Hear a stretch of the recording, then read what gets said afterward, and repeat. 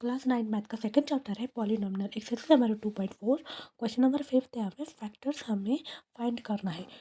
तो सबसे पहले क्या है, x plus 1 is equal to 0, x is equal to यहाँ पे प्लस में जाएगा, यहाँ पे माइनस में जाएगा।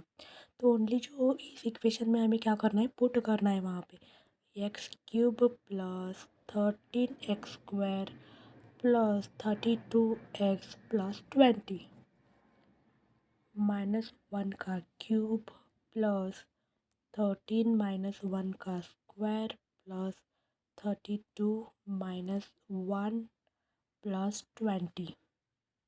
तो यहाँ पे -1 हो जाएगा, यहाँ पे 13 -32 प्लस 20 -33 प्लस 33।